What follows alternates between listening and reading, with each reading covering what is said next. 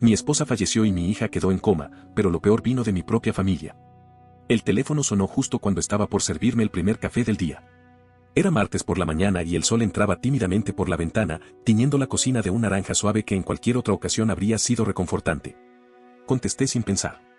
Del otro lado, la voz del médico sonó como un golpe seco, sin anestesia. Mi esposa, Ángela, había muerto. Mi hija, Zaida, de apenas 7 años, estaba en coma. Un conductor ebrio se había saltado la luz roja, llevándose por delante el auto en el que ellas volvían del colegio. Me dijeron que fue instantáneo, que Ángela ni siquiera alcanzó a ver venir el impacto. Corrí al hospital como si eso sirviera de algo. A cada paso, la garganta se me cerraba un poco más. El olor del pasillo principal me revolvió el estómago. Ese olor a desinfectante estéril que intenta disfrazar la tragedia. Las máquinas en la unidad de cuidados intensivos pitaban como si anunciaran algo. Zaida estaba ahí, rodeada de tubos, con su cabecita apoyada sobre una almohada demasiado blanca. Su cabello oscuro caía desordenado y su piel tenía un tono apagado que jamás le había visto. Me senté a su lado, le tomé la mano y no dije nada. Me limité a estar. A llorar en silencio. A dejar que todo lo que se rompía por dentro saliera sin hacer escándalo. Quería apoyo. Necesitaba a alguien que sostuviera el mundo conmigo. Llamé a mis padres, Hernán y Lucía. También llamé a mi hermano menor, Darío. Pensé que estarían ahí sin dudarlo, como yo lo habría estado por cualquiera de ellos. Pero cuando mi madre atendió, su tono era casi mecánico, como si no tuviera tiempo. «Estamos en casa de Darío celebrando su cumpleaños, hijo, ¿es algo urgente?» ¿Urgente? Tragué saliva. Se me quebraba la voz al explicarle lo que había pasado. Mi esposa muerta. Mi hija entre la vida y la muerte. Ay, mi amor, lo siento mucho. ¿Vamos mañana, sí? No recuerdo exactamente qué más me dijo, porque en ese momento escuché a Darío reír en el fondo. Como si nada. Como si no acabaran de contarles que su nuera estaba muerta y su nieta peleando por respirar. Esa noche dormí en el hospital. O lo intenté. Me quedé junto a Zaida, vigilando sus movimientos mínimos, suspiros tenues que una máquina amplificaba para que yo no olvidara que seguía ahí, luchando. Los doctores no eran optimistas. Uno de ellos, un tal Guerrero, me miró con ojos cansados y me dijo que debíamos prepararnos para cualquier desenlace. Podría despertar o no. Yo no quería escuchar eso. Prefería recordar la risa de Ángela cuando cantaba canciones tontas mientras cocinaba, o las veces que me dejaba notitas en la lonchera aunque supiera que comía en casa. Pero cada recuerdo era un puñal. Los días pasaban y yo me consumía con ellos. No comía. Apenas dormía. Era un zombi al borde de la fractura. Mis padres y Darío aparecieron al tercer día. Llegaron como si nada, con un aire forzado de solemnidad. Mi madre me dio un abrazo que duró apenas unos segundos. Mi padre no dijo nada. Darío, con esa sonrisa siempre cómoda, me palmeó la espalda. «Va a salir de esta, hermano». No respondí. ¿Qué podía decir? Una semana después llegó lo del acuerdo. El conductor responsable del accidente tenía dinero. Su historial estaba plagado de multas, pero su abogado propuso un arreglo para evitar juicio, $2 millones. No quería ese dinero. No me importaba. Hubiera dado cada centavo por una sola hora más con Ángela o por la certeza de que Zaida se despertaría. Pero acepté. Porque ese dinero podía pagar doctores, terapias, cuidados, podía ser lo que yo ya no sabía hacer, una garantía. El abogado dijo que estaría en mi cuenta en un par de semanas. Me recomendó ir pensando cómo manejarlo. Mi prioridad era Zaida, así que pensé en un fideicomiso. Algo que protegiera ese dinero de cualquier desastre, incluso de mí mismo. Pero entonces vino la estocada que no vi venir. Mi padre me llamó una noche. «Fabián, ese dinero es mucho, y bueno, somos familia. Pensábamos que podrías compartirlo. Darío está con un negocio que necesita un empujón, y tu madre y yo tenemos algunas deudas. La mitad suena razonable. La mitad. La mitad de lo que me ofrecieron por la muerte de mi esposa y por la incertidumbre de mi hija». No grité. No supe cómo. Me limité a decir que lo pensaría y colgué. Pero algo dentro de mí se rompió. Esa noche no dormí. Me quedé mirando al techo de la sala de espera, recordando. Y las piezas empezaron a encajar. Siempre era lo mismo. Cuando compramos la casa con Ángela, mi madre me pidió 10,000 para arreglar el tejado. Nunca los devolvió. Darío, por su parte, era experto en ideas infalibles que siempre terminaban en números rojos. Una vez me pidió $5,000 para una inversión que supuestamente le daría el triple. Nunca más se habló del tema. Pero eso no era lo peor. Yo había estado aportando dinero a un fondo educativo para Zaida desde que nació. Mis padres me convencieron de dejarlo a su cargo. Decían que ellos se encargaban, que lo cuidaban como si fuera suyo. Esa noche, encendí mi computador y comencé a revisar cada documento, cada correo, cada estado de cuenta. Y ahí estaba. Retiros. Uno tras otro. $1000 aquí, 2000 allá. Siempre con justificaciones vagas. Encontré un préstamo de $20,000 a mi nombre, con mi firma. Pero no recordaba haberlo firmado. La fecha coincidía con el día en que Darío me llevó a tomar unas cervezas y me pidió que firmara unos papeles sin importancia. Eran ellos. Me habían usado. Por años. Y ahora venían por lo poco que me quedaba. Guardé todo en una carpeta con contraseña. Extractos bancarios, correos electrónicos, firmas digitalizadas, movimientos sospechosos. Cada prueba era una confirmación de lo que ya sabía, pero no quería aceptar, me habían traicionado con frialdad. Los días seguían pasando con la misma rutina, hospital, informes médicos, la mano de Zaida entre las mías, mi voz repitiéndole historias de cuando íbamos los tres al parque. O de cómo su mamá le enseñó a andar en bicicleta sin ruedas. Algunas veces, me parecía que sus dedos se movían, como si quisiera aferrarse. Pero los médicos siempre lo atribuían a espasmos musculares. Aún así, yo no podía dejar de hablarle. Mi hija tenía que saber que no estaba sola. Una tarde, mis tíos Humberto y Silvia llegaron al hospital. Siempre fueron diferentes a mis padres. Más reservados, sí, pero nobles. Vivían a unas horas, y no los veía seguido, pero al enterarse, dejaron todo para venir. Humberto me abrazó sin decir nada. Silvia, con lágrimas sinceras, me dijo que contara con ellos para lo que fuera. Les conté lo que estaba pasando, lo de mis padres, lo del supuesto fondo para Zaida, lo del préstamo a mis espaldas. Silvia me escuchaba con el ceño fruncido, como si no pudiera creer lo que oía. Al final, solo dijo: «Eso no es familia, Fabián. Eso es abuso. Haz lo que tengas que hacer para proteger a tu hija». Y eso hice. Me contacté con un abogado que Ángela conocía. Uno de esos tipos que no te dan palmaditas en la espalda, pero sí resultados. Le llevé la carpeta con toda la documentación y le conté cada detalle. En menos de una semana, el fideicomiso de Zaida estaba constituido. Ese dinero no sería mío, ni de nadie. Sería exclusivamente para sus tratamientos, educación, y lo que ella necesitara de aquí en adelante. Fue como respirar después de estar bajo el agua demasiado tiempo. Saber que ella estaría protegida me dio algo de paz. Pero la herida seguía abierta. No era el dinero. Era la indiferencia. El pastel de cumpleaños de Darío mientras yo enterraba a mi esposa. La voz de mi madre, distante, hablando de deudas mientras su nieta luchaba por seguir viva. Y entonces lo supe, no se detendrían. No iban a aceptar un no. Así que decidí enfrentar la situación a mi manera. Fríamente. Sin insultos. Sin lágrimas. Les llamé y les dije que quería hablar del dinero. Que quizá podríamos encontrar una solución justa. Noté la emoción inmediata en la voz de mi madre. Darío incluso hizo una broma torpe sobre el auto que siempre había querido. Fijé la fecha para una semana después, en mi casa. Durante esos días, seguí escarbando. Encontré más correos cruzados entre ellos.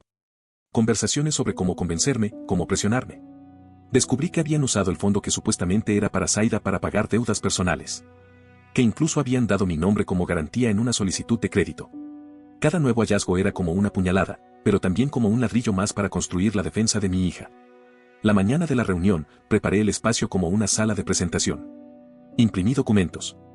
Organicé carpetas. Puse la laptop lista para mostrar todo, desde los movimientos bancarios hasta las firmas adulteradas. Llegaron como si fuera una cena familiar. Mi madre con un pastel de durazno. Mi padre con cara de póker. Darío con su celular en la mano y su sonrisa floja de siempre. «Qué bueno que decidiste hablarlo», dijo mi padre apenas se sentó. «Sí, hermano. Es lo mejor para todos», añadió Darío, sin mirar siquiera la carpeta que puse frente a él. Yo no respondí. Me senté, abrí la primera carpeta y comencé. Antes de hablar de dinero, hay cosas que necesito que vean. Y entonces se hizo el silencio. Puse sobre la mesa los extractos del fondo educativo.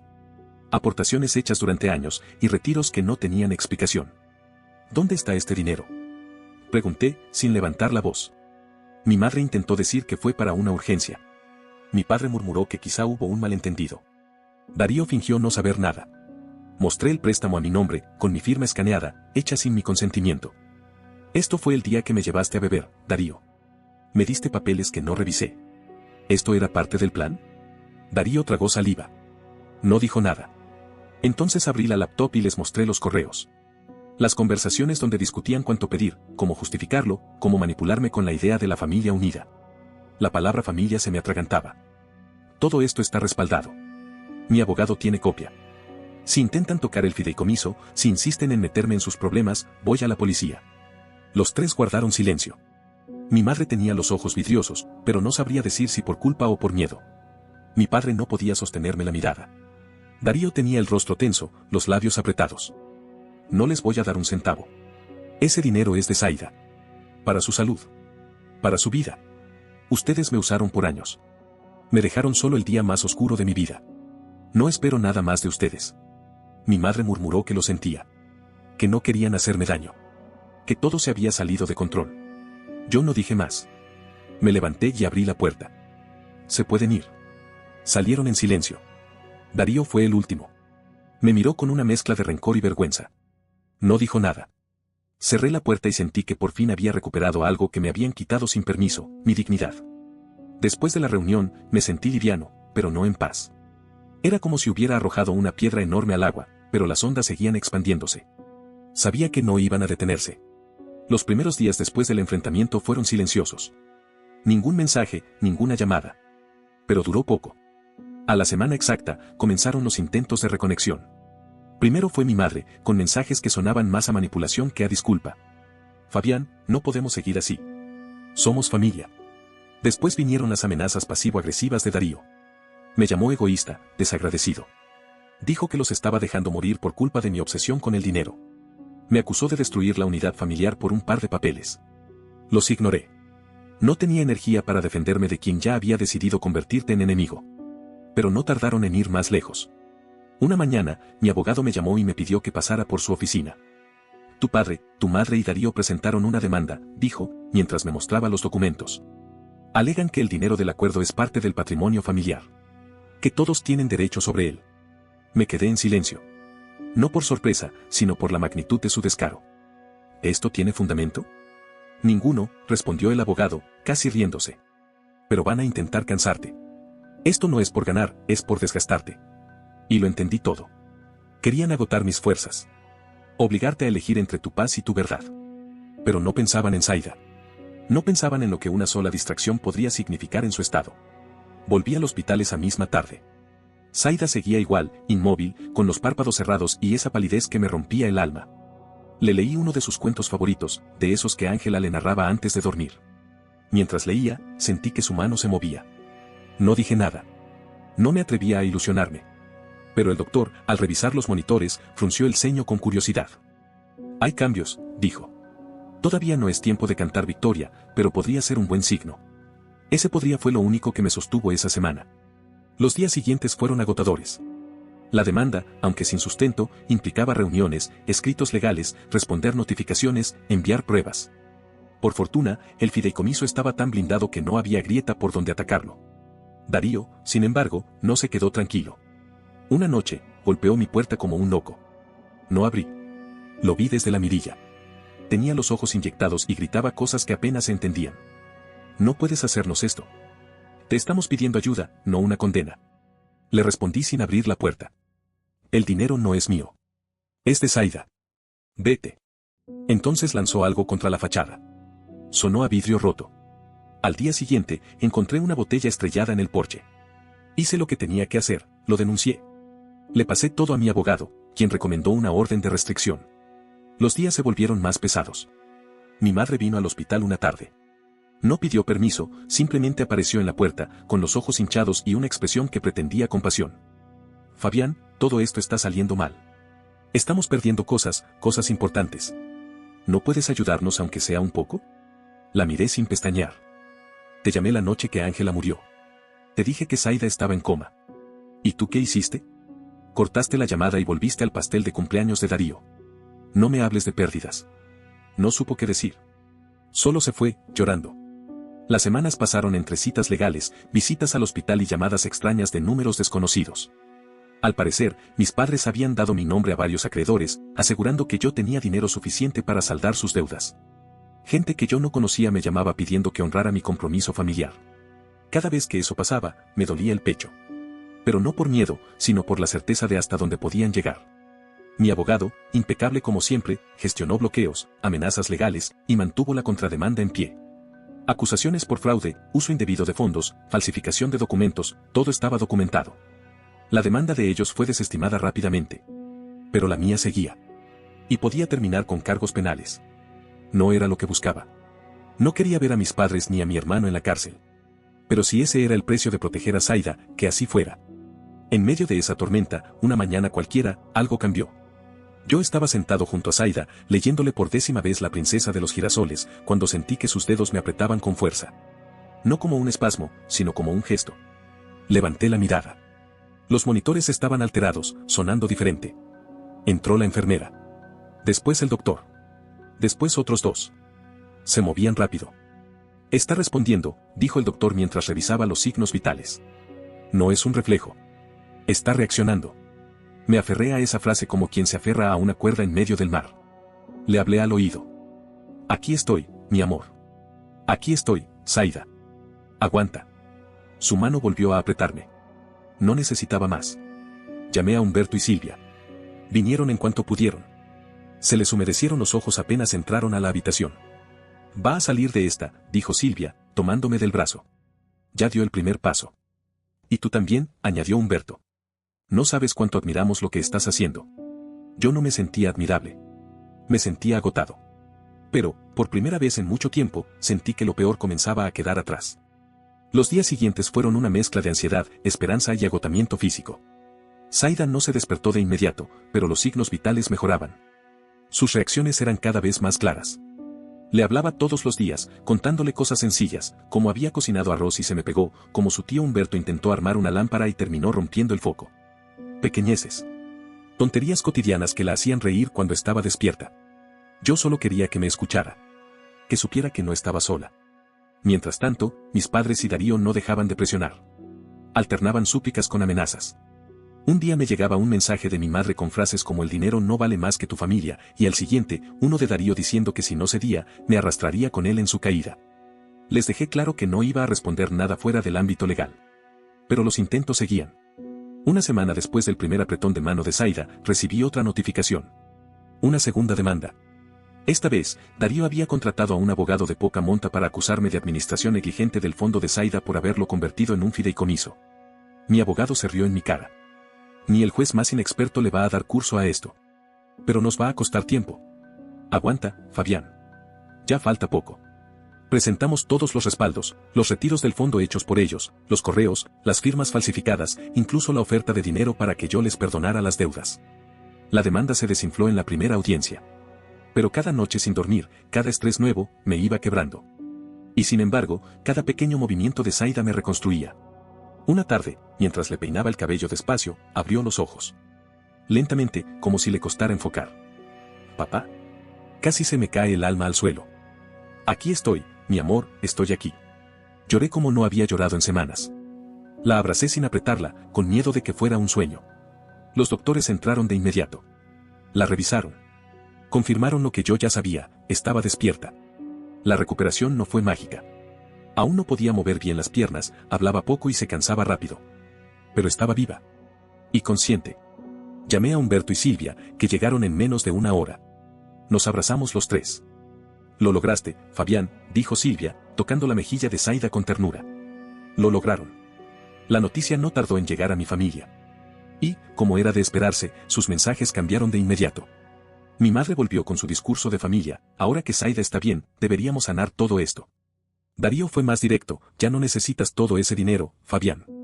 Ayúdanos». Los bloqueé a ambos. Pero no pararon. Una semana después, otra notificación legal: Darío alegaba que yo había usado el fideicomiso para fines personales y solicitaba una auditoría judicial. Ridículo. Otra pérdida de tiempo. Otra guerra pequeña que robaría horas que yo necesitaba para cuidar a mi hija. Pero fuimos. Presentamos pruebas, registros, movimientos. La demanda fue desechada al segundo día. Eso no detuvo a Darío.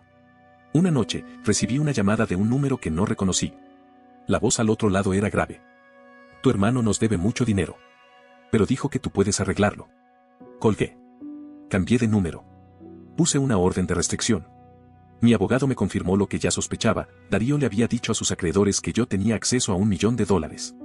Otra mentira desesperada. Otro intento de ponerme en el centro de su desastre. Y por si fuera poco, mis padres intentaron una última jugada. Me invitaron a cenar.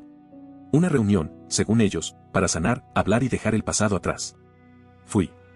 No por reconciliación. Fui para mirarles a los ojos y dejar las cosas claras por última vez. La cena fue en su casa. Habían decorado como si fuera Navidad. Mi madre lloraba a cada rato. Mi padre hablaba de lo importante que es la familia. Darío apenas me miraba. Y entonces, mi madre sacó un sobre con papeles. Un supuesto acuerdo para corregir lo del fondo de Zaida. En realidad, era una cesión parcial del fideicomiso a favor de ellos, a cambio de terminar los procesos legales. Lo miré. Lo dejé sobre la mesa. Y me levanté. Esto se acabó. No quiero volver a verlos. Salí de ahí con la misma sensación con la que se sale de un funeral. Tristeza, sí. Pero también una paz rara. El tipo de alivio que solo llega cuando entiendes que nada va a volver a ser como antes, y eso está bien. La contrademanda siguió su curso. El juez falló a mi favor. Ordenó que Darío y mis padres devolvieran lo extraído del fondo, más intereses, más multas. No podían pagarlo. Darío enfrentó cargos por falsificación de firma. Mis padres perdieron la casa, embargada por los bancos que ahora sí les exigían lo prometido. No sentí venganza. Solo alivio. Zaida, mientras tanto, avanzaba con una fuerza que yo no sabía de dónde sacaba. Comenzó a caminar con ayuda. Luego sin. Empezó a hablar más, a reírse. Un día me miró, mientras merendábamos, y me preguntó: ¿Mamá está en el cielo? Tragué saliva. Sí, amor. Pero siempre está con nosotros. Asintió y volvió a comer. Yo sabía que, a su manera, lo había entendido. Desde que Zaida volvió en sí, mi vida dio un giro que ya no parecía hecho de sobresaltos, sino de reconstrucción. Sus días comenzaron a llenarse de terapias físicas, ejercicios de memoria, pequeñas caminatas por el pasillo del hospital. El fideicomiso lo cubría todo. Cada consulta, cada especialista, cada sesión. Y yo ya no pensaba en el dinero, ni en demandas, ni en las voces del pasado. Mi mente estaba puesta en ella, y en lo que aún podíamos construir juntos. Hablé con Humberto y Silvia. Les conté que pensaba dejar la ciudad. Que necesitábamos empezar de nuevo, lejos del ruido, de la desconfianza, del rastro que había dejado mi antigua familia. Ellos, sin pensarlo dos veces, nos ofrecieron ayuda. Encontré una casa pequeña en el pueblo donde vivían. Modesta, con un jardín descuidado pero con buen potencial. Lo suficiente para empezar otra vez, para dejar atrás el polvo de lo que nos destruyó y sembrar algo que, quizá, pudiera florecer. Empaqué lo esencial. Guardé algunas fotos de Ángela, los dibujos de Zaida, su peluche favorito. Lo demás lo doné o lo vendí. No quería llevar nada que pesara más de lo necesario. La mudanza fue tranquila. Humberto me ayudó con el camión, Silvia se encargó de que Zaida tuviera todo listo en su nueva habitación. La primera noche en la nueva casa, dormí con la ventana abierta y sin miedo. Fue la primera vez en meses que descansé sin sobresaltos. Zaida empezó sus terapias en una clínica cercana. Se adaptó rápido. Los niños del vecindario se acercaban curiosos, y aunque al principio le costaba moverse, poco a poco volvió a reír, a hacer preguntas, a soñar. Una mañana, mientras desayunábamos, me miró muy seria. Papá, quiero ver el mar. Me quedé quieto un segundo. Recordé aquella promesa que le hice en el hospital, cuando aún no sabía si podría volver a escucharme. Me incliné, le toqué la frente y le dije: Lo haremos, pequeña. Te lo prometo. Nunca más recibí llamadas de mis padres. Supe por un conocido que vivían en un apartamento prestado, que habían vendido todo lo que tenían para cubrir parte de las multas. Darío, por su parte, entró en rehabilitación y se enfrentaba aún a varios procesos legales. No sentí lástima. Solo distancia. Ellos eligieron el camino que tomaron. Yo elegí el mío. Una tarde llevé a Zaida al parque del pueblo. Todavía usaba la silla de ruedas en trayectos largos, pero ese día insistió en caminar. Se aferró a mi mano y dio paso tras paso hasta llegar al centro del parque. Nos sentamos juntos en una banca. El viento era suave, el cielo limpio. Zaida me miró con sus grandes ojos oscuros, esos que siempre fueron iguales a los de Ángela, y me dijo: ¿Vamos a estar bien, papá? La miré, y esta vez no lo dudé. No tuve que inventar fuerzas ni disfrazar respuestas. Más que bien, Zaida. Te lo juro.